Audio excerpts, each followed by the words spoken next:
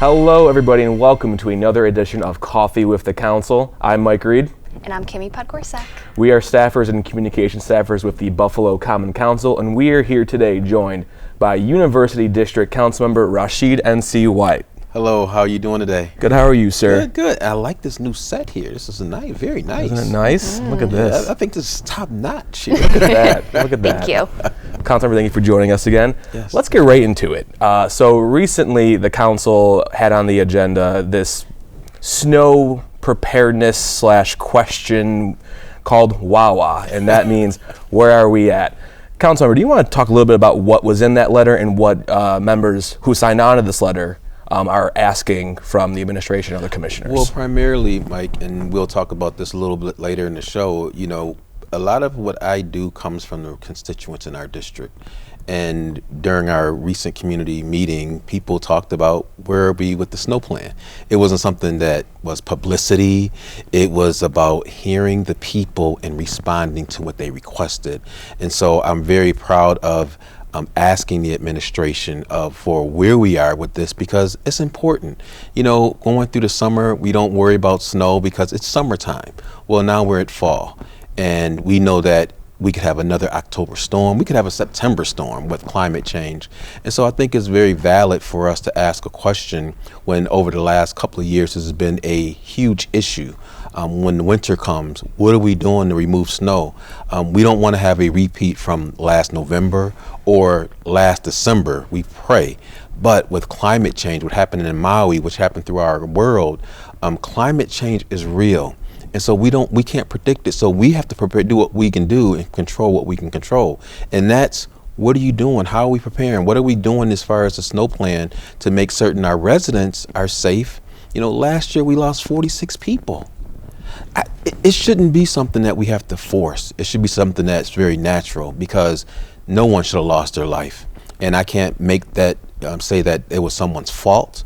But we certainly don't have a repeat, and we should do all we can. So we're asking the Public Works Department to come to us. We know that the snow plan is supposed to be given to us by November 1. That's not valid.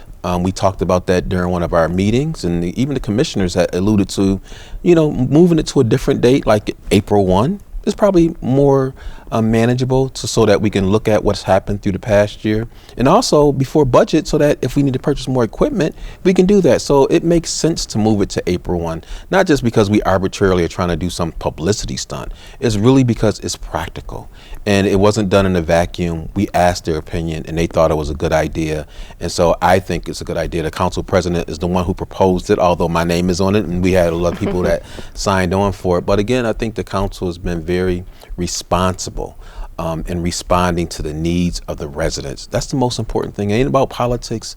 It's really about making certain that the residents know we hear them and we're taking the right action.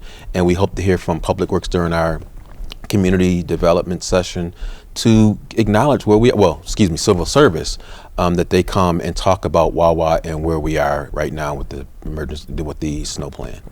Yeah, absolutely. You know, it's all about listening to residents and being there for them. So what is the next step in this? I know you mentioned that, you know, you signed on to a resolution that was put forward. What's the next step? Well, we're going to have our committee meeting on Tuesday, and in civil service, we're expecting the folks from Public Works to come and talk about where we are. I think my colleagues, Councilmember, our Majority Leader, Rivera, Councilmember Nowakowski, and Councilmember Bowman, as well as my other colleagues, because I think we had 7 people sign on for this, because we're just making sure that we do what we need to do. I mean, we've talked about an emergency manager over the last several months, and here we are, and we don't have the emergency manager. We talked about a fleet manager. These are all important components, and the emergency manager for me is not just to address snow, any emergency. You know, you think about what happened 5/14, a tragedy. We don't want to be unprepared next time. And again, it's listening to the residents, it's making certain that we are on point as best we can, because anything can happen at any time. We've seen a number of mass shootings and things throughout our world, And I think it's responsible for us to make sure we have someone in place that is looking at all those things and preparing us so that we can do the best we can to make sure our constituents are safe. And I believe that's one of the topics on the Wawa letter is the emergency manager position as well as the fleet manager. Have you heard anything about that? Any update on the emergency manager? We haven't heard anything. I think from what I've heard, and I hadn't heard this myself, the mayor has kind of, played it down. And I'm just like, no, you should be playing this down because, again, this is the call for residents, and we've responded to their concerns. And to play it down is almost as if we didn't lose 46 people and that climate change is not real. We know all those things are real. Anything can happen any day, and we have to do a better job. You made a good point about this is from the residents. They've been asking you. What have you been hearing from residents in the University District about what they want to see different this snow season? I think the most important thing, again, is that we're responding in a more efficient way into snow removal. And I know that some of the dead-end streets had really big concerns, and we addressed, some of the capital budget items to do that because some of the equipment that we had wasn't able to go down to some of those narrow streets. So again, you got to listen to the residents, and we have to adopt policies and regarding their requests because those are the people who pay the bills. And so if we have to make those type of decisions, it should be in the best interest of the requests of the residents and constituents of our community. Yeah, and then, what are you hopeful for getting out of this, out of the Wawa letter, the snow plan resolution? Like, what is the end goal for all of this? We want to hear from the people who are responsible for making this plan real, that you hear from us and you hear from these residents. They want to know what's going on. And it's not a political stunt. They want to know, and we are responsible for sharing that with them. So that's what I'm really hoping, that they can be comfortable that what we've seen the last 3 years won't be a repeat performance this year because we've heard from them loud and clear. And we need to make those corrections and make sure that they're comfortable that we've taken the proper precaution. Now, we can't fix everything because the snow issue and wind and those things can make this another disaster, but let's put our best foot forward and make sure we control what we can control. And the other things, we just need to let the public know that we've responded to their needs. Well, Councilmember, we'll stay tuned and we'll make sure to keep you at home updated on what happens at the community or civil service committee meetings this week and going forward. And when we come back, we're going to talk to Councilmember Wyatt about what has been happening in the University District this summer.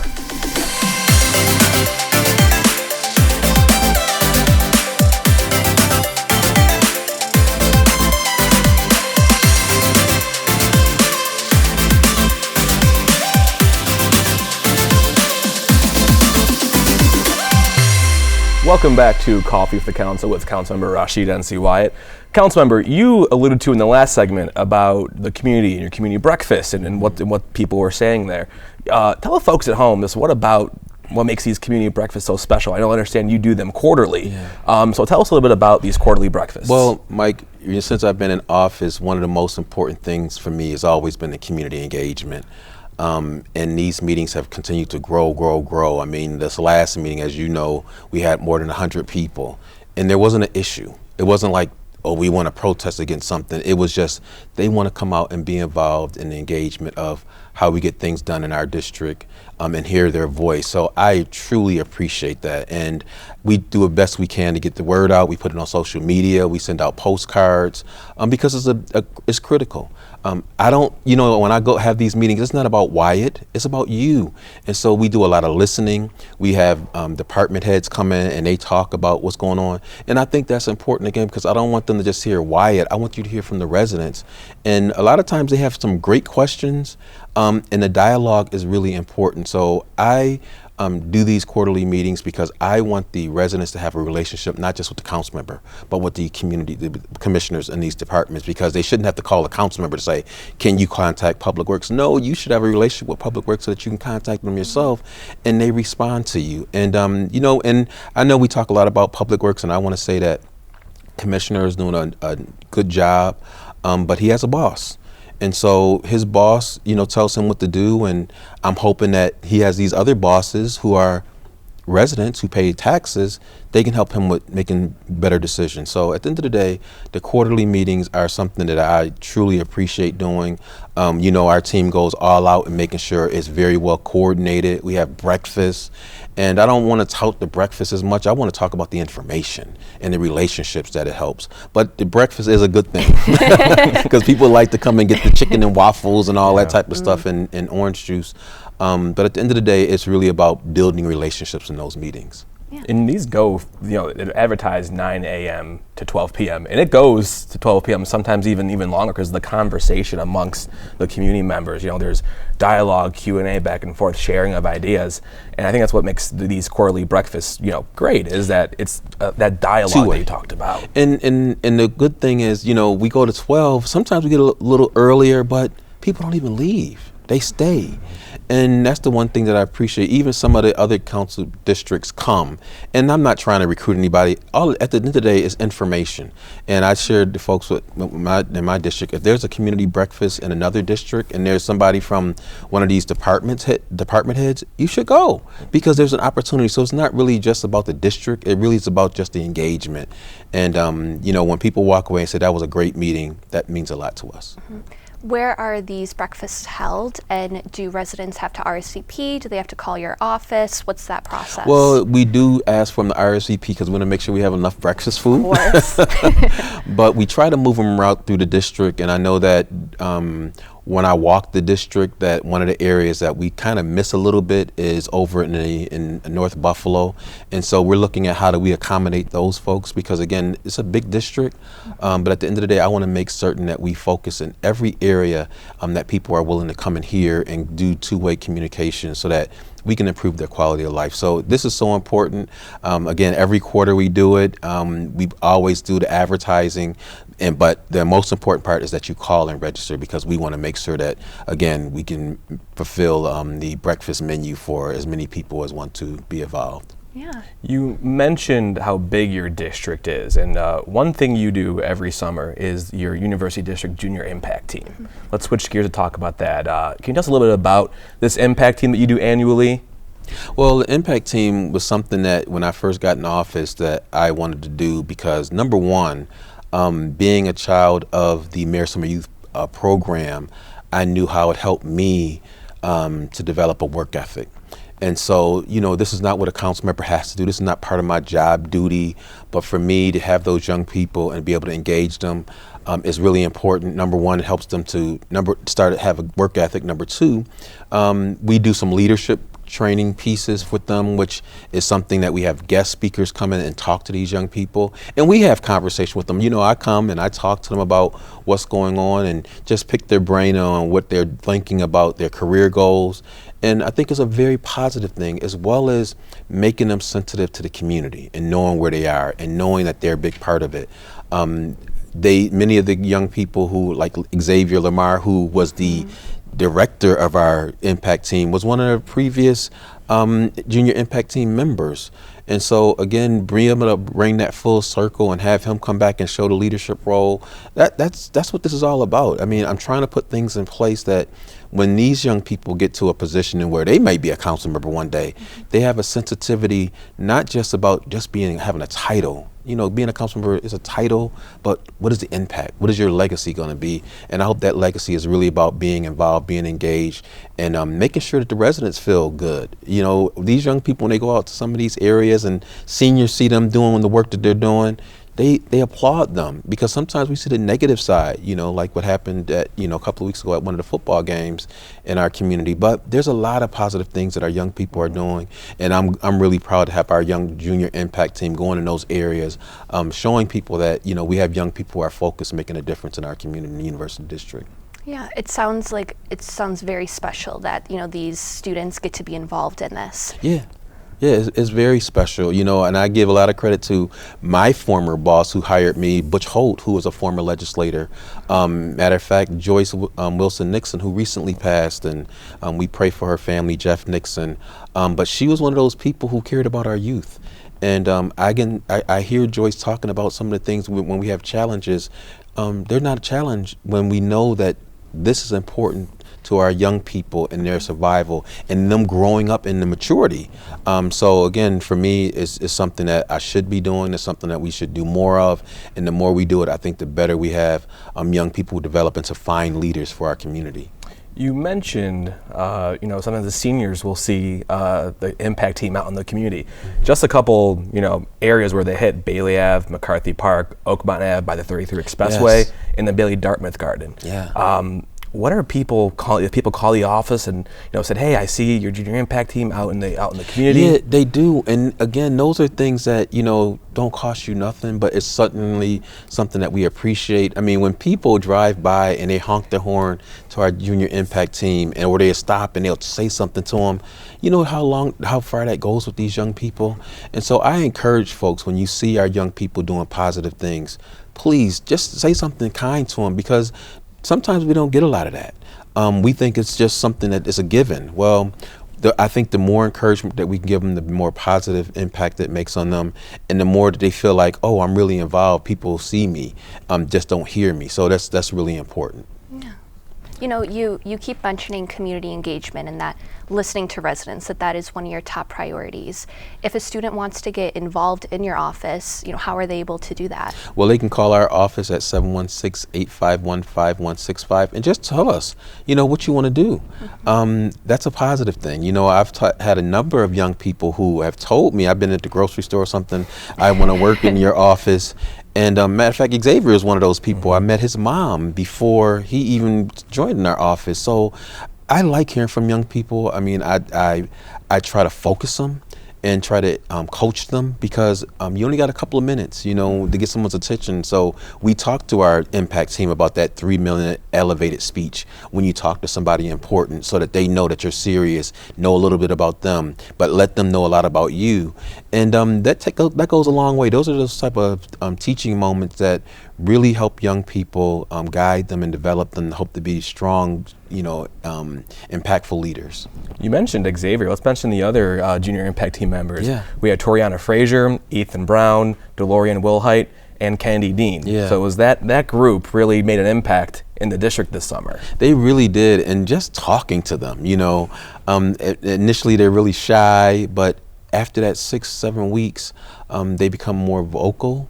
And you can see that growth, and in a short period of time, because what they do is they're really out there hands-on.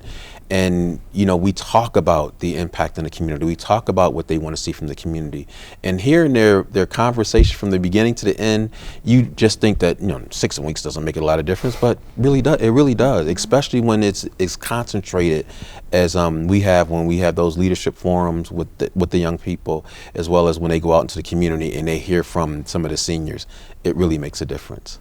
Well, Councilmember, thanks for talking to us about the community breakfast and your impact team. And you have your number. We have it on the screen behind us too, if people want to call and get more information about the breakfast of the junior impact team for next summer. The number is on the screen right behind us for Councilmember's office. And when we come back, we're gonna go into our community segment.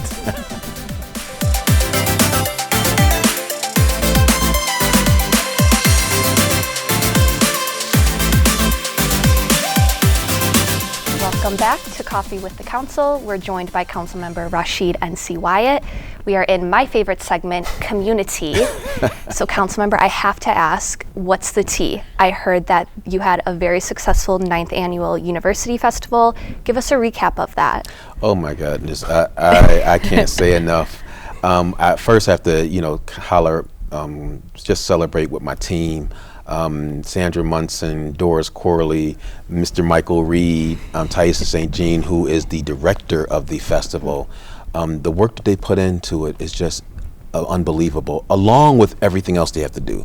And so it's really special to me, because we have people who have to multitask to get this thing done, to keep it on the level that people come to recognize. And as I go to different festivals and I hear from people about what they appreciate about the festival and how well coordinated it is and how they look forward to it every year, that means a lot to me, because the festival costs a lot, and maybe I sacrificed some things, but when I became council member, there was nothing in the University District, nothing, no activities. They were all in other districts. And so we wanted to do something that was top notch, something that people could really, truly enjoy. And when we have this festival every year and people can walk up the street with their lawn chair, children are having a great time, that's powerful. That's powerful. And so we had over 23,000 people attend this year. Wow. That number is a little bit skewed because on Sunday, unfortunately, when we had Hezekiah Walker, it started to rain. But every act was just so incredible. And the feedback from the residents and the people who attended was just, wow, you guys did it again. How do you keep doing this? Well, it's with a committed team who every year is trying to outdo themselves in the previous year. And so, again, I give them a lot of credit because, again, they still have to do their daily work. When people get phone calls, they don't want to hear, oh, we're too busy to answer your phone call because of a festival. They don't care about no festival. So, again, my team does an outstanding job. And I got to mention Xavier and Jordan. The job that they do, it's a well-oiled machine, and we hope that 10 is the magic number for next year to have something even more special than we had last year. Let's talk about the lineup too quickly. I mean, you had great local acts like the Music Company and Cami Clune from The Voice and Vibrant Strings, but you also had Lloyd and the Whispers and Johnny Gill and Hezekiah Walker and Pastor Monk. So you had these big names come to the University District. Yeah, they came to the University District, but Mike, for free. Mm-hmm. I don't know how much longer we can sustain this, but as long as we can, I want to do it. Because again, there are people in our community that can't afford to go to a concert. They can't go to the concert and then do something for their children. So this is something that is convenient. It's something that's very special that people remember. Those young people, these kids that were on, in the slides and all that, that's something that they'll never forget in their neighborhood. You don't have to go to, to the canal side or Outer Harbor. It's right in their neighborhood. So for me, it's going to always be a driving force because it's something that sometimes people on the east side feel like they're kind of slighted. And so to do something like this is to the level that we do it, I think means something with every single person that comes. And I want to quickly mention before we hit to the next topic, this is more than just a concert series. This is a place where people can come and get community information too. Yeah. Like you have a lot of info vendors, you have a lot of merchandise vendors too, but there's also, on top of the concert and things for kids to do, this is also a place for people to come and get information. Yeah, it really is. But the other piece that we're going to start looking and exploring even more is the economic impact, because we don't always talk about that. We just think it's a festival, it's in our neighborhood, but to hear people from California, people from Minnesota, from Detroit, from Toronto, from Pennsylvania talk about, we're coming to the festival, can you let us know what the lineup is, when it's going to start? Man, I can't believe you're calling our office for this. But again, that's something that I think that we can nurture. I mean, other cities have festivals such as this. I know Rochester has their festival, which has been going on for a long time. This is a signature event. I'm so very proud because even when I talk about the other festivals, the Pine Grill, because I want to shout out the Pine Grill, Funk Fest, and the Mass and Jazz Festival, those are great staple events in our community that you get a lot of attendance. And I don't say that we're above anybody. I just think that it's great for our summer, for the residents in the city of Buffalo, that they have all these events that they can attend. And ours is one of the first. Again, talking about community engagement, community development, I understand there's a new field house going in at Shoshone Park. Oh, wow. I'm so excited about this field house, and got to shout out my colleague in government, Joel Fioretto, working together. We're able to do something that is really going to be transformational. You talk about transformational. This field house is in an area in which we know that there's a North Buffalo Baseball League that has been around for a lot of years, making a huge impact and continues to grow. This field house is not going to just be for baseball, but for any activities for our young people. Buffalo has, 6-7 months of snow, cold. We have to find activities for our young people, and not just young people, families. And so I am really proud that this is going to be taking place. I'm hoping that it's going to be transformational to the extent that we have more of these throughout our city.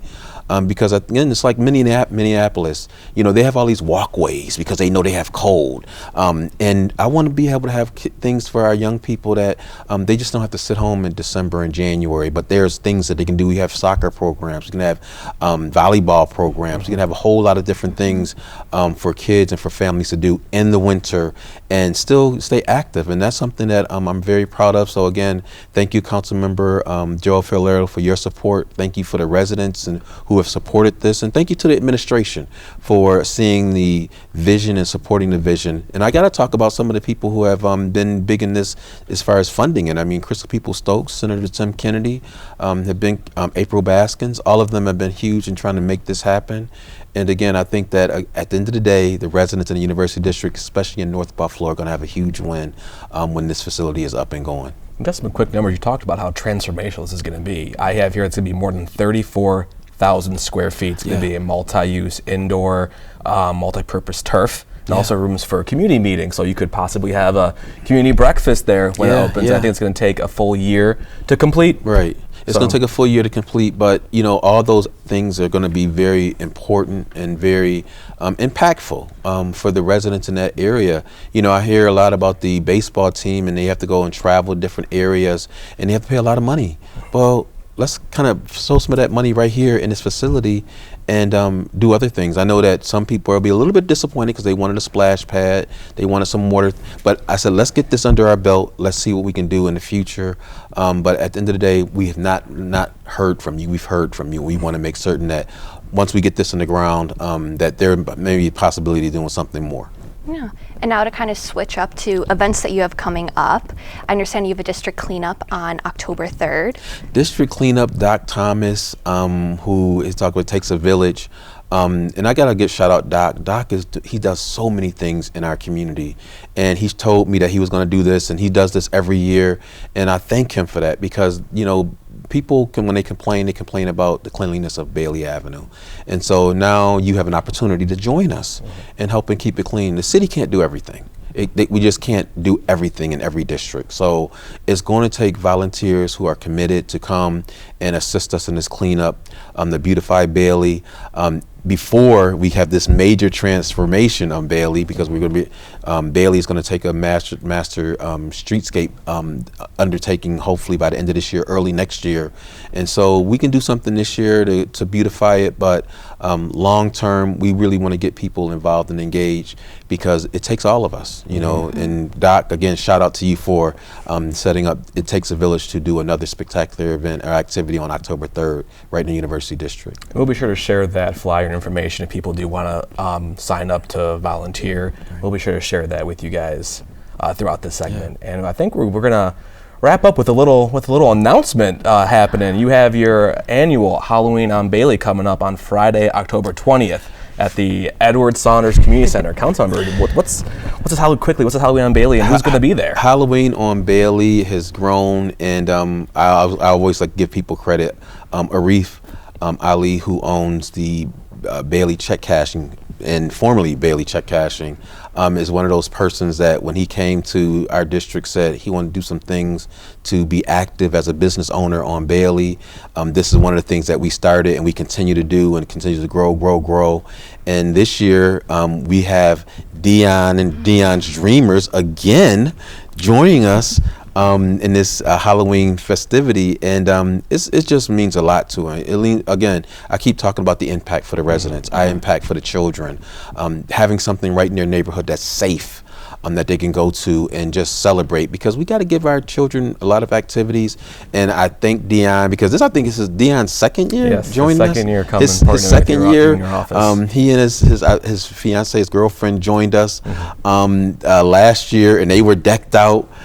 So we're looking forward to the fun and seeing these kids and the smiles on their face. Last year we had bowling, we had skating, all those things, but we're looking forward to another great time at Edward Saunders for our Halloween on Bailey event. Well, you heard it here first. Friday, October 20th, Dion Dawkins will be in the University District. Councilmember White, thank you for joining us today on another episode of Coffee with the Council. Let's do a cheers to wrap it up. Cheers. Thank you all.